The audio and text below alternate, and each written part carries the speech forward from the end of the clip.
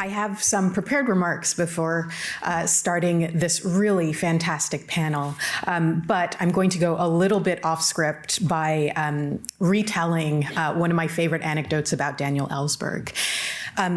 I had the immense pleasure to meet Daniel Ellsberg a few years before he passed in a private meeting, and it was absolutely one of the most impactful moments of my career at that point. And one of the things that he said to me that I think rings very, very true with what Richard Logan just said is that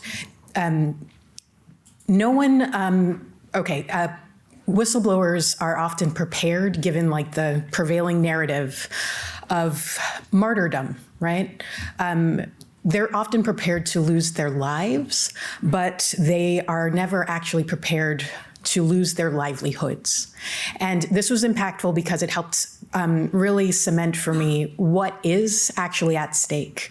The often unseen work and hardship that whistleblowers go to in order to bring to light things that they see that are wrong in ways that are entirely unexpected and unappreciated often by us as, news consumers and people who absorb the information that comes out of whistleblowing cases. And actually with that is kind of the perfect way to introduce this panel. Because it's a story about how working with sources, with sensitive sources, actually does work from two journalists who know the ins and outs of this very, very well and can tell that story. So at this point, we all know the story of Boeing's catastrophic launch of their 737 MAX airplane, where a mistaken engineering decision coupled with an error in properly communicating imminent or potential flight risks to pilots led to devastating loss of life on more than one occasion, first in Indonesia in 2018 and then in Ethiopia in 2019. As maybe you remember, as the headlines kept pace with the ensuing investigations, we and the public at large learned of how Boeing viewed their own liability towards the aviation community and families affected. And we also learned of Boeing's internal attitudes towards how employees should be able to ring the alarm against lack of oversight and other misdeeds that they deemed would lead to such catastrophic outcomes. We know this story. This morning, I'm honored to discuss this immensely intrepid reporting on not only the fight for accountability, but the broader battle against corporate culture of silence within an industry, with Dominic Gates, 2020 Pulitzer Prize winner for his coverage at the Seattle Times, and Gerry Wagschal, whose ABC documentary Falling from the Sky received the 2021 Emmy for News and Documentary. I'm so pleased to talk to you today, gentlemen. Thank you very much. And now I'm going to go join you over here.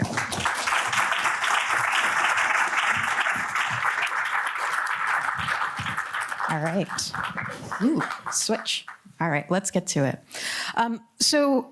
First, Dominic, please, let's talk about how this story came to you, because for a story prepared before the second crack and published a week after, this must have taken a lot of work on your part in terms of verification, even though you had plenty of information already in hand.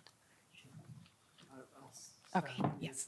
For this first response. I will talk about that investigation and into the MAX crashes and how we got that story and the whistleblowers who helped me get it. But first I want to back up a bit. In a few months, I'll be 22 years covering Boeing at the Seattle Times. And the context is, Seattle is where they build the airplanes. Seattle was where Boeing was founded. And Boeing, throughout its more than 100-year history, became the premier airplane maker in the world. Everybody in the world, in every country in the world, knows the name Boeing. And it had a culture and respect around the world. That culture was of high engineering prowess. I started this job in 2003, but when I came to the Seattle Times to cover Boeing, at that moment in 2003, it was 6 years after a merger, the McDonnell-Douglas merger, which had totally changed the culture of Boeing. And in the last 20 years, there's been a tremendous deterioration.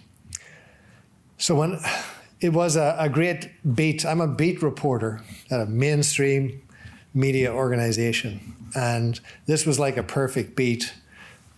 And partly it was so easy when I walked in 2003, I could hardly talk to any Boeing employee who didn't hate the company, who didn't hate management, who didn't believe that this company that had such a storied history was on completely the wrong track.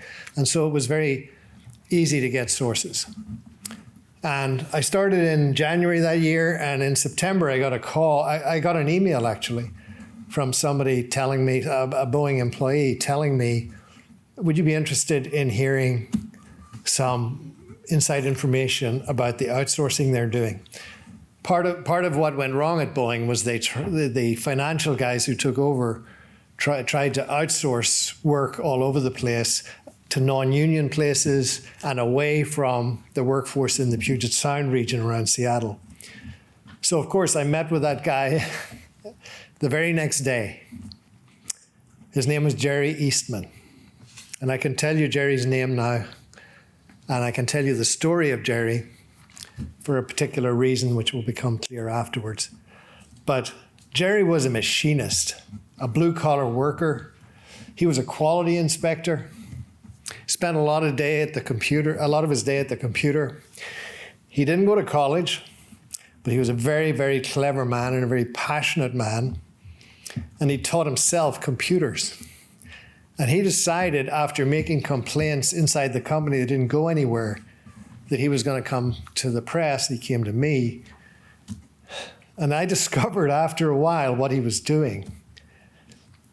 He had, at his desk, where his computer was, he had a little hole drilled and a wire going out the back and a thumb drive down below.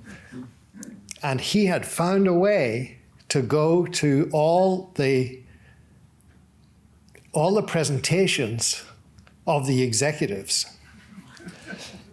Alan Mulally was, you may know the name Alan Mulally. He later became the CEO of Ford and quite famous, but at that time he was the CEO of Boeing Commercial Airplanes. And part of what he did was every Friday he met all his lieutenants, all his vice presidents, and they would report and they'd have PowerPoints. And Mulally would go over it with them, the state of the business. Gerry Eastman was giving me the PowerPoints every Friday. It was like being on a fly on the wall of the CEO of Boeing Commercial Airplanes. And what he wanted to get across, he was so angry at the way they were treating the workforce and at what he saw as corruption and potential safety issues. Gerry was, you talked about counseling whistleblowers. Gerry was a manic depressive guy. He had some mental health problems, but he was very clever and very passionate and very devoted to what he did, but he did suffer from depression. There was one period when I talked to him for a period of 3 years when he disappeared for a while, and I learned afterwards that he'd gone through a depressive episode. Anyway, he gave me so many scoops. I never quoted Gerry once in a story. His name never appeared. I'd never gave an anonymous quote because he just gave me documents. And those documents told the story. And I had multiple scoops that just came from this one blue-collar machinist who was trying to tell the story from the inside of what was going wrong at Boeing. After 3 years, Gerry was arrested. I had warned Gerry many times.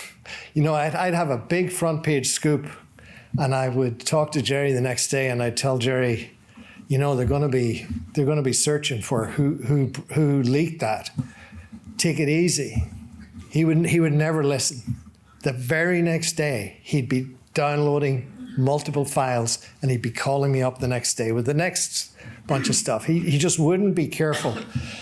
I don't know how they caught him, but he just wasn't careful enough. And after 3 years, he was arrested. He was charged criminally. I was named as an unindicted co-conspirator.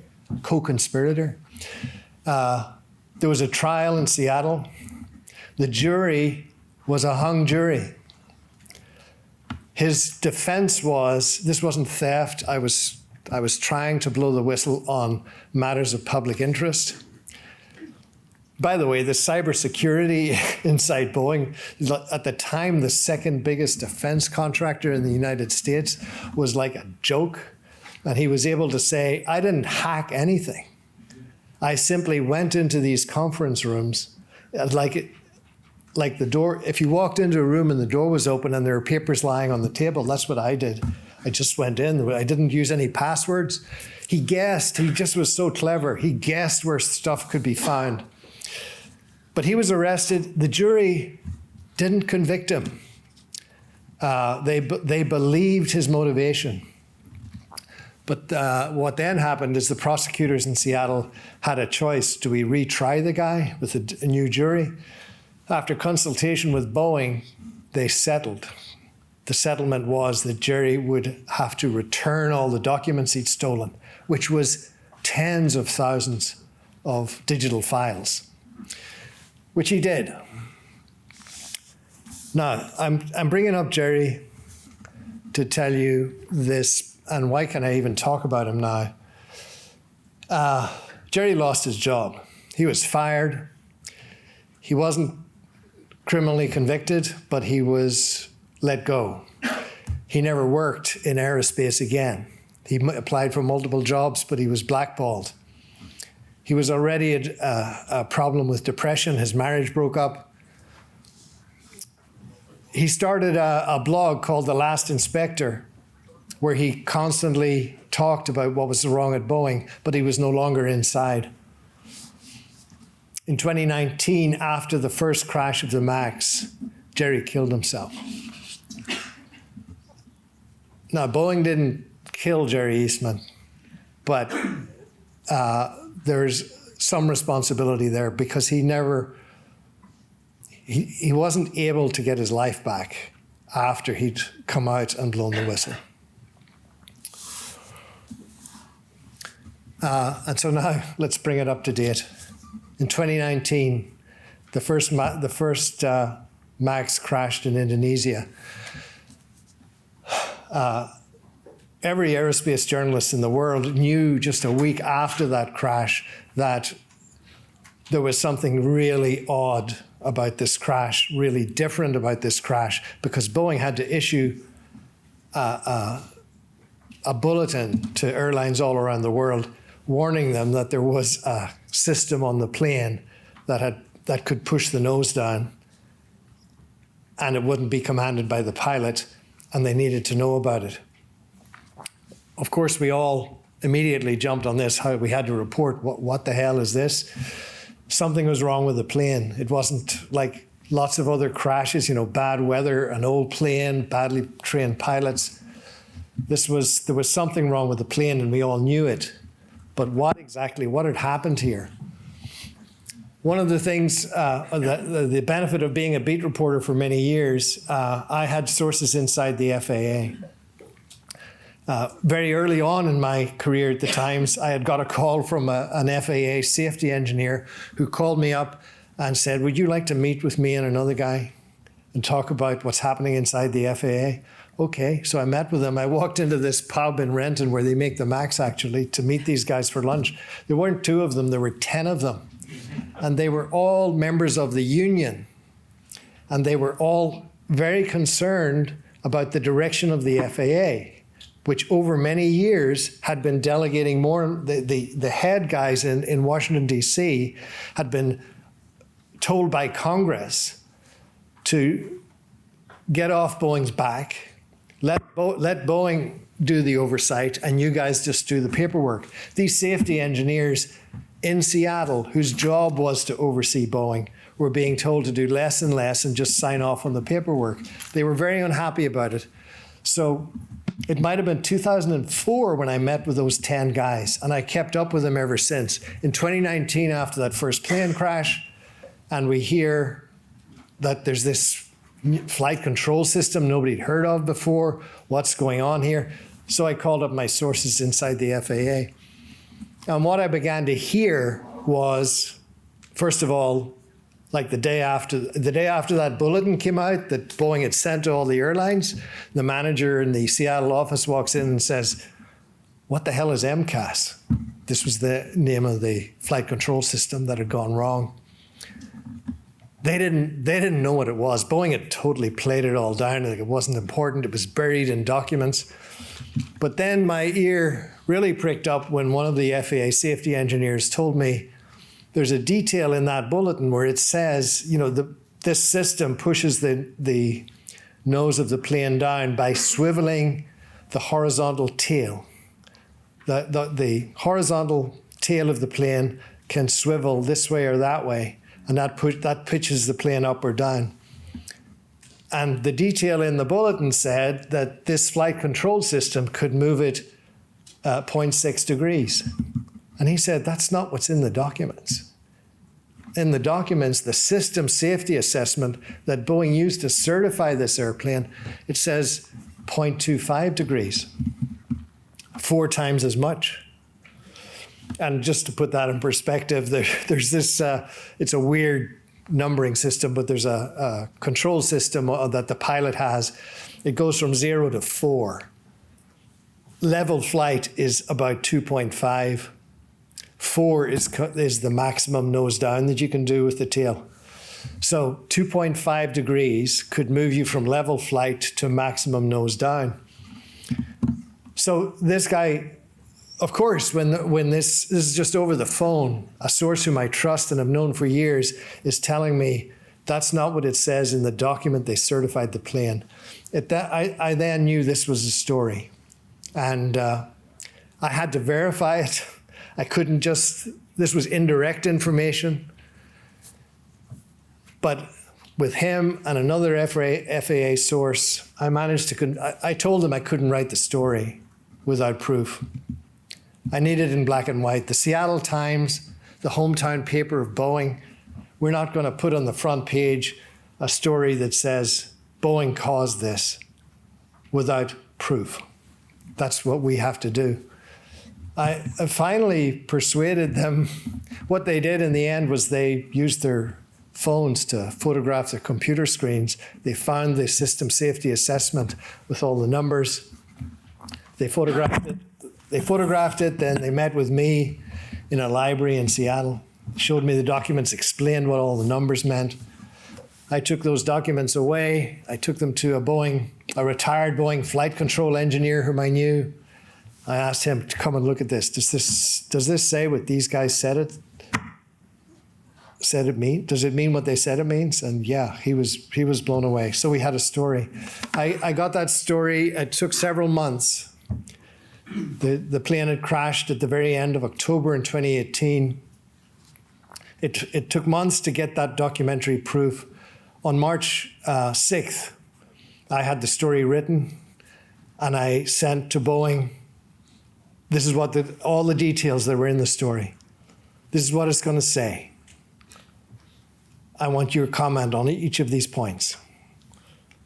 That was March 6th, and I told them we're publishing March 17th, which was a Sunday. I gave them 11 days.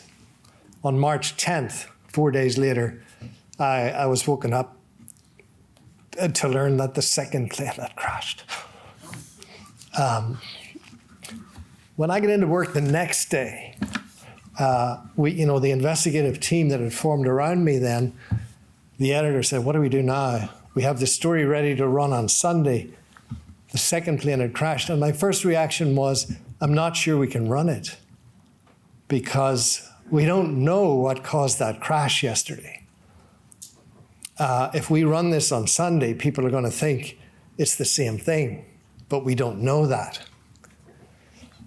So the head editor of the investigative team said, let's just report this week and find out what we can about the Ethiopian crash. And throughout that week, we reported, first of all, we found the tracks of the flight looked identical, the up and down. It was just 6 minutes in the air, and it was like a roller coaster. And then a source whom I knew who had access to people on the ground in Ethiopia told me that they'd found a certain part of the plane, it's called the jack screw, that moves that swiveling tail, and that it was in the full nose down position. And that was enough. We ran the story. And it had a big impact because it was just a week after the crash. And at that point, all the mainstream press in the United States and all over the world focused on that flight control system. So we got it because of FAA whistleblowers who are still unknown to anyone else, who wanted that story to get out and who found me the documents. But I don't want to take up all the time. Thank you. Thank you very, very much.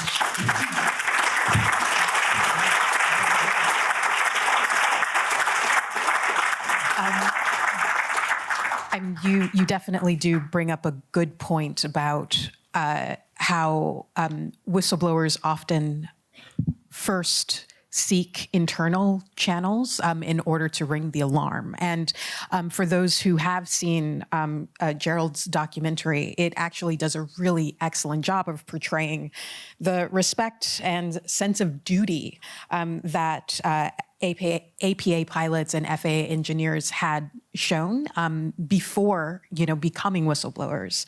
And perhaps it has to do with ineffectiveness in whistleblowing channels internally. Can you speak to that? Thank you very much. And thank you, Dominic. And thank you, Harlow. Very nice to be here, everyone. I'll just share a little bit of light onto this. So I think one way to look at this is you kind of go back to high school. You kind of remember that there's official channels for whistleblowers to go to, and there's rules and there are things that people can do to go through those channels. But there are all kinds of ways of getting back at somebody. I mean, it's if you remember back in high school and somebody doesn't like you or they don't talk to you, or, in my case, I would start fights with people and then lose. That was pretty typical, actually. I don't know why I did that. But there's all kinds of ways of dealing with these things. So yeah, there are official channels that you can go through that companies have, and you can be brave and you can go through those channels. But then there are things that can happen to you when you do those things, even though those aren't necessarily in the sort of corporate protocol.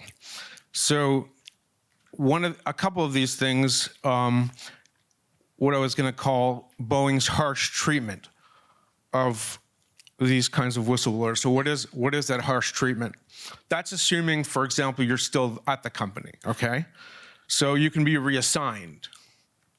So you like your job, you think it's great, and then all of a sudden you get an email or a call or some kind of WhatsApp message or something, and you find out that your job has changed.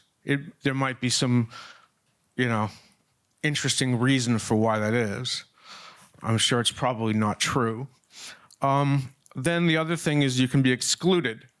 So going back to high school again, how much fun is that when nobody wants to talk to you? That's a picnic. So you go into the cafeteria and nobody wants to sit next to you. Or your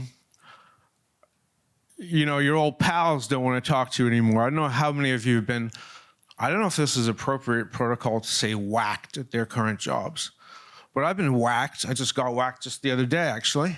And it's amazing, even that, in this climate that we have right now, for example, with all the whacking that's going on, that people don't even want to talk to you when you get whacked because they think they're going to get whacked too just by talking to you. So you can get sidelined, you can get sidetracked. You might be on and I'll let you talk to some of these examples. You might be on a really great path to a really good career. And all of a sudden, that goes away. You can be verbal, and then there's the more obvious things which we'll talk about. There's the verbal harassment, the physical violence. I mean, that happens, and I'll let Dominic speak to some of that too. But, and then I'll just discuss a couple of quick other things. So this is assuming you're still at the company, right? And you're trying to be a whistleblower within the rules. But then there's, if you leave the company, and something I'm very familiar with, and I'm sure Dominic wants to talk to you about this as well. Okay, so I'm sorry. If you leave the company, and because of your whistleblowing, then a lot of times you'll sign, well, you make some kind of settlement agreement with them. You'll sign like an NDA, in which case you can't speak at all. Or even if you leave the company, they give you some money, and you need the money because you're not working, you're going to be not allowed to talk about it. So one of the big problems of getting whistleblowers is dealing with these sort of NDAs and these employment agreements and trying to get people to talk. I'll let Dominic talk for a second. Yeah, please tell us more about this retaliation. Well, I'll just give a couple of examples of other whistleblowers that I've worked with. So that year, 2019, that story about the MCAS system was the first big scoop. But we had a series of other revelations afterwards, and one of them concerned a whistleblower called Curtis Eubank. Curtis Eubank didn't come to me. He didn't come to the press at all. He was one of these people who made an internal complaint. He made an ethics complaint in the Boeing to the Boeing ethics department. A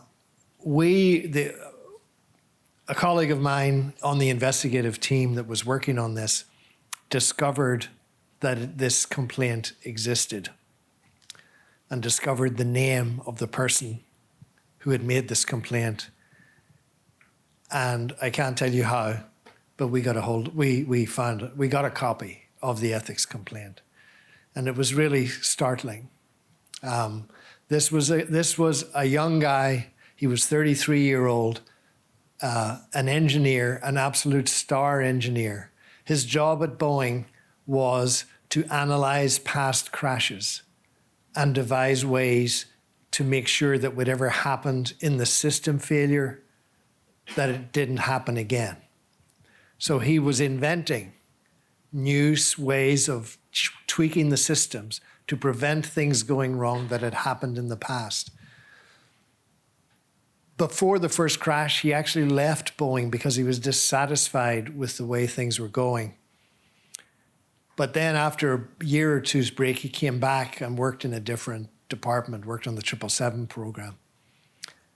But after the crash happened, he then analyzed what he'd been doing before. And one thing he'd been doing before, he had proposed a system for the MAX, a system change, which, if it had been accepted, would probably have prevented the crash. It wasn't accepted because it was going to cost money. So he wrote his ethics complaint and revealed various things. One of the things he revealed in his ethics complaint was that Boeing had convinced the MAX, as you probably know, is a derivative of a plane that's actually first designed 50 years ago, the 737. And because it's been updated and updated and updated, but not really changed significantly in many ways, it doesn't comply with the current standards of warnings to the crews, the alerts that a pilot gets when something's gone wrong. It doesn't meet the current standards. Boeing had to convince the FAA to okay it, to grandfather it in, even though it didn't meet those standards. And he, in his ethics complaint, actually laid out how Boeing did. The argument Boeing gave to the FAA was that we've only had 3 fatal crashes of 737s in the last 10 years that were due to a systems failure. And in each case, we have tweaked that system that went wrong. One crash was in Amsterdam, one was in Greece, one was in Russia. They were all different things where a system failure was connected with a crash. And Boeing's argument to the FAA was, well, we tweaked that thing in each case. I found it unbelievable. We've only had 3 fatal crashes. Hundreds of people died in 10 years. So please let us go on. Anyway, we did a couple of stories based on Curtis's ethics complaint. I learned, and I can't say anything about how, but I learned that he was under tremendous pressure. He was being interrogated by Boeing lawyers. And what happened afterwards is that we named him in the story. And we named him in part as a decision that it might protect him. We knew that he was probably on the point of being fired. So after the stories came out, he wasn't fired, but it was presumably made clear to him that he wasn't wanted. And all I can tell you now is that he left the company. He signed some sort of settlement with them. They must have given him money, and part of that money was you can never talk to the press or anyone else about anything at Boeing ever again. And so I've reached out to him many times since he left, and he can't talk. He cannot talk to the press, period. But he did a lot of good by doing that internally because we happened to get a hold of it, which was a difficult thing to do. But then the other consequence for Curtis, this was, as I said, a fairly young engineer, an absolutely top-level guy who was going to go places. He hasn't worked in aerospace again, and he's not going to. He's blackballed. His career's gone. So that's the example Gerry was talking about of the internal complaint and what can happen to you when you do the right thing and go through the right channel. One more, I wrote a story earlier this year about Martin Bickerbohler. He's a German engineer at Boeing. He's been there 37 years. He is what's called a technical fellow. Boeing gives this title to the top engineers who have gone up the company. They don't want to be executives. They don't want to be managers. They just want to be technical guys. He was a technical fellow. And he made all sorts of internal complaints about the lack of compliance with standards. And he got into all kinds of trouble inside, and they sidelined him. And they held investigations into what he was complaining about, but they excluded him from the meetings, even though he was the senior expert at the company in what he was talking about. I wrote a story on him in the spring. I was able to write it because he was talking to Congress, which Boeing can't stop people talking to Congress.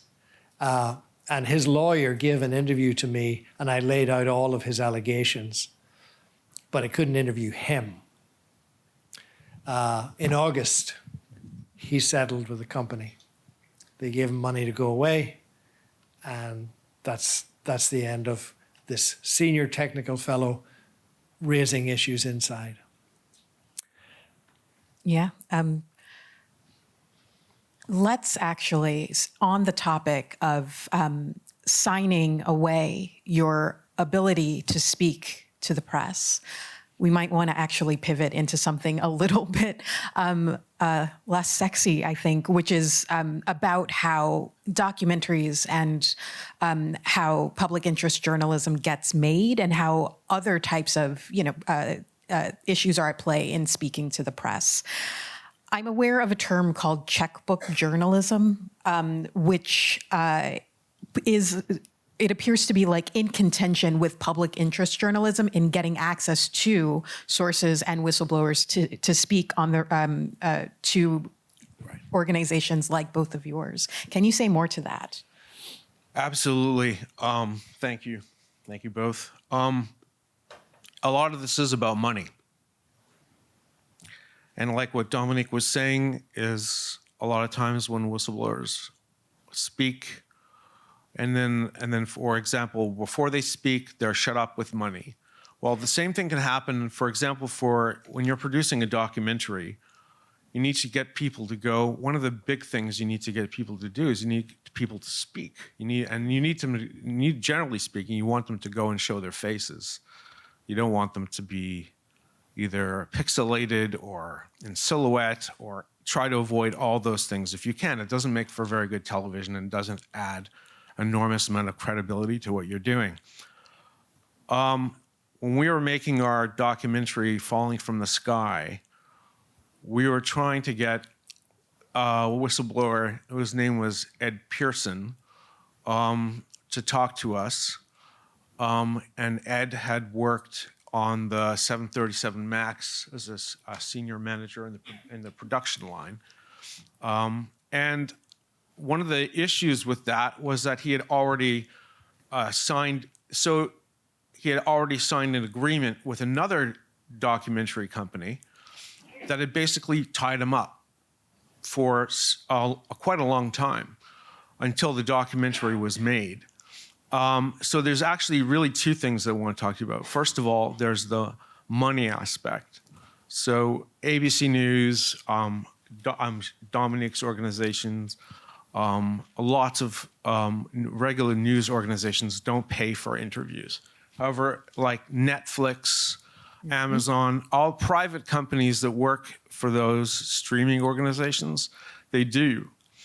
And I pay $20 a month for that. Exactly. You pay $20 a month. And those production companies offer people to participate in their stories, sizable amounts of money, to basically be married to that particular company for a while. So when you are and that's the sort of how it goes hand in hand between exclusivity agreements and checkbook journalism. So how do you navigate that as a documentary producer when you're dealing with a landscape where people are being offered quite a lot of money to participate in a documentary, and you're basically not offering anything except that's the thing. What are you offering? And you are offering something. You're offering to tell the truth. That's all you can really do. Is you can be as transparent as possible with people. You can be honest, and you can tell them exactly how things are going to work. And you can, as well as we've talked about before, some of the issues that they, are you going, for example, a lot of times people will come to me and they'll say, are you going to help me if I get sued? What's going to happen to me? And I said, no. We can't indemnify you. We can't get you an attorney. We can't do any of those things. But I mean, in my experience with these situations, we weren't able to get Ed Pearson to come into our documentary.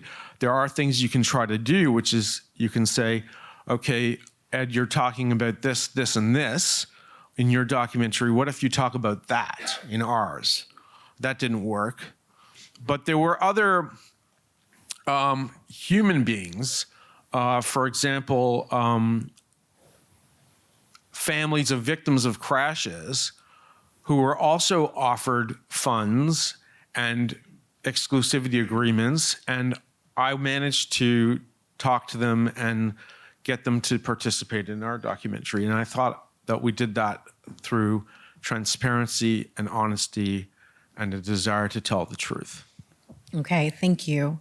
But in addition to checkbook journalism that might stand in conflict with public interest journalism, you might want to think about what we've seen fairly recently in, the Boeing saga in general, where there actually have been an increased number of whistleblowers who, are doing the right things with the avenues presented to them. But instead of going to the press in general, actually, they might be prevented from doing that by first, like seeking whistleblower aid and consulting with lawyers, for instance, who might also compel them to, or advise them to not talk to the press. Can you say more about that? Yeah.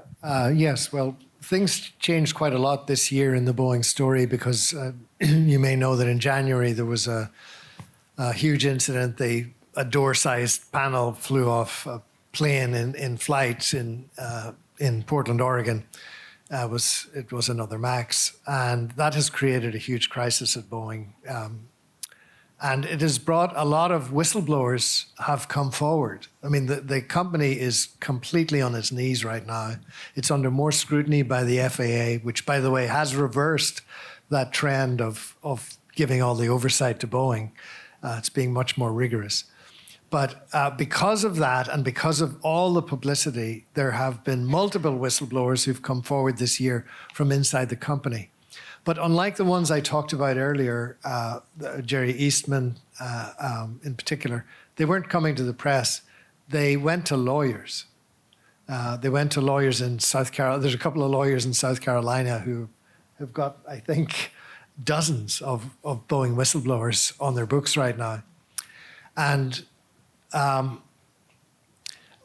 sometimes you've got to realize that I get calls all the time from people claiming to have inside information about Boeing, and some of them are crazy, and some of them are real. And part of my job is to find out who's real, to judge and assess, and to ask, have you got evidence? And even if it's true, even if a whistleblower comes to me and I absolutely believe what they're telling me, I still can't write about it unless I can corroborate what they're saying. I need proof, whether it's documentary proof or other people who work with this person who can support what they're saying. So it's been a bit difficult this year. I've ended up writing stories about whistleblowers who didn't come to me, but who went public with a lawyer who brought them to Congress. And for example, there's a Senate committee led by Richard Blumenthal, the Connecticut senator. And it's just a theater for grandstanding for politicians.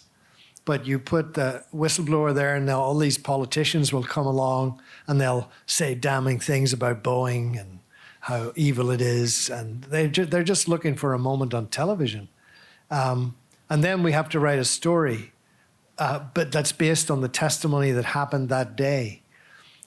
Whereas if they come to me first and give me all the documents, I would write something much more detailed and much more supported, I think. It becomes difficult. And also the other problem is that when they go to lawyers, the lawyers will usually say, don't talk to the press. We're going to bring a case. And of course the cases take forever. So the only way it can become public then is if they go to Congress. But I don't feel that's the ideal route. The ideal route is to have experts examine, not politicians, but experts, the sort of people that I'll draw in for my stories to analyze what they're saying. Because one big congressional hearing earlier this year, there was an internal whistleblower from Boeing, and he had a story about the 787 being unsafe, and it got a lot of publicity. But when I looked into it afterwards, I mean, the guy's totally sincere, and I totally believe his motivations. But what he was actually saying didn't stand up after I examined it with other experts. So, yeah. No, that's really, really impactful, actually. I like that ensures accountability through public interest journalism, and ultimately this is why we're here. But that said, in the time that we have left, and we do want to get to your questions, one final question for Gerry here regarding the legal and ethical dangers when you allow whistleblowers to remain anonymous in your reporting. Yes, this is a sort of a catch-22 situation. Right. Yeah. Okay, thank you for that. So here's the issue. we've already talked a little bit about how hard it is to be a whistleblower. So how much harder is it for you to then go on camera and tell your story? And if you're going to be participating in my documentary, you're not going to be getting paid for it. You're probably going to lose your job. So one of the things a lot of people will ask is, can I go on silhouette? Or can you blur out my face? Or in Dominic's case, can you not use my name? Or in other cases, can you use a fake name or my middle name or something like that? Here's the issue with that, and I'll try to be succinct because I know we don't have a lot of time left. So if you make a promise, so there's an ethical issue and there's a legal issue with using anonymous sources. This is particularly evident in television, but it applies to print as well. So here's the issue. You make a promise to a source that you're going to not use, you're not going to reveal, you're not going to use their name, or not going to show their face, maybe you're going to disguise their voice. That's an ethical promise. It's also a legal promise. You're making a promise.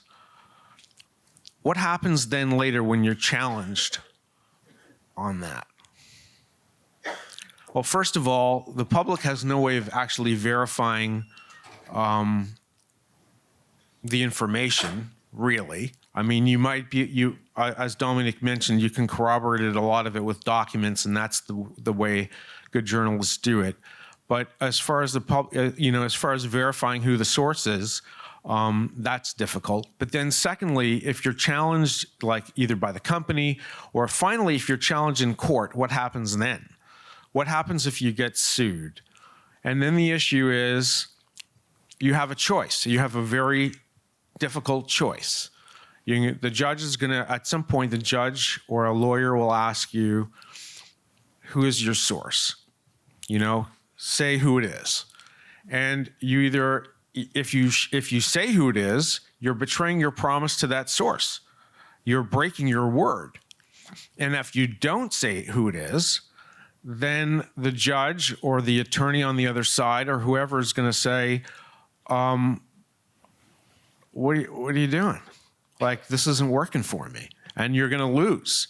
So this is a difficult spot to be in, which is one reason why I try to encourage all the people that are in the stories that I produce to go on TV and reveal their identity, even though that is an extremely, as we've discussed, difficult, path to take. Should just add that I think it's different for TV, but I have to use anonymous sources quite a bit. I quote Boeing employees in my stories a lot, and they're not named. And I'm always required to tell the editor a reason. And often it's just as simple as to protect his job. But the fact is, no Boeing employee is allowed to talk to me on their own. They can only do so with a PR handler at their shoulder. So I frequently, to get real information, have to talk to people privately, and I have to protect them by not using their name. Thank you. Thank you. I would love to have your questions now with the brief moments that we have here. Yes, go ahead, Jake. Hi, thank you. That was amazing. It's a very brief comment you made at the beginning, but one of the sort of structural reasons you gave for how these accidents happen was pressure from Congress on the FAA to let Boeing essentially self-regulate. Has there been any kind of reckoning with that? Have people, I know it'd be a bit difficult for you not being in DC, but have any reporters pursued that, how exactly that came about? No, we pursued it. Yeah, there has been change. Actually, the senator from Washington State, Maria Cantwell, she was one of in the FAA Reauthorization Act of 2018 went into law 1 month before the first crash. And she put a clause in there that maximized the delegation to Boeing. The FAA had to justify anything they kept for themselves. Otherwise, it automatically went to Boeing. She has reversed course completely. She actually felt, I mean, she had bought the story from Boeing. We need to compete with Airbus. Red tape is holding us back. We're the experts. We can do it. She bought all that. She put in that clause. We reported that clause in our stories. And so, you know, she was kind of nailed to the wall. You actually put into law that Boeing had to do this oversight itself. She was held responsible. So I think she felt betrayed. And Congress passed in 2020, at the end of 22, a new law that began to reverse that trend and put in, it's certainly not perfect, but that trend has been going on for 20 years, and it absolutely reversed course after the second crash. There's much more rigorous scrutiny now. Thank you. All right, yes. Yeah, hi. It's a question for Dominic. I just want to ask a bit about your dealings with Gerry back in the day. And I appreciate that, you know, encryption technology has moved on an awful lot since then. But I'm just curious to know, how did you deal with Gerry? Where did you meet him? How did you communicate? And how did they track him down and find out that he was the guy leaking the information? I don't know how they tracked him down. I know that an email was sent outing him, an email from someone from an anonymous email address outed him to Boeing's management. When I communicated every single week with Gerry for 3 years before he was arrested. This was before Signal, before any of the stuff we do now. This was when you can have Facebook unencrypted, and it was called the-facebook.com, I remember. Yeah, he called me every Friday at 6 o'clock when I was ready to leave to tell me what Al Mullally had learned from all his lieutenants that morning. And then we met in person a few times. One big scoop, he took a CD, I think it was, or maybe it was a thumb drive, I can't remember. But he actually went to my home address and put it through the mailbox because it was a really, really big scoop. And I had to leave the office and go home as fast. He called me and said, I put it in your mailbox. So it was kind of amazing that he wasn't caught earlier, but I should have said somewhere, you know, the motivations of whistleblowers, he was a pure spirit. He was doing it because he believed in truth, and he believed that Boeing was on the wrong track. He had there was no financial incentive whatsoever. Did he call you on a landline or a mobile? Because your numbers can obviously... He called me on a landline. That's easy to check. Mm-hmm. It's easy to trace that. Yeah. Yes? Yep. I think we've got time for a couple more questions. I mean, One more, sorry, go ahead, and then one more. I mean, what you're implying that Boeing could have got the phone records of the Seattle Times only through legal discovery. And the phone records of Boeing, Boeing internally. Oh, he wasn't calling on a Boeing phone. No. On a landline or a mobile? I can't remember. I guess it could have. It was probably his own mobile, or it might have been his home phone, but it definitely wasn't his Boeing phone. Thank you. Phone records can be checked. They can. All right, let's have one more. Thank you, Dominic and Gerry. That was really interesting. I had a question about how Boeing responded to your dossier of questions that you submitted in March. Did they come back to respond to any of your questions at that time? And how have they responded to you subsequently if you've put questions to them and given them right to reply on your stories? At that time, and for that story, they basically came back with no answers. I had given them 11 days, and the second crash happened 4 days later. They basically told me they were too busy with everything that was happening to go through all the technical details. I mean, it was a lot of technical stuff. That's why I gave them 11 days. I wanted engineers to look at it and answer technical questions. But on that story, no, they came up with nothing. But I deal with Boeing all the time, every day, basically. And,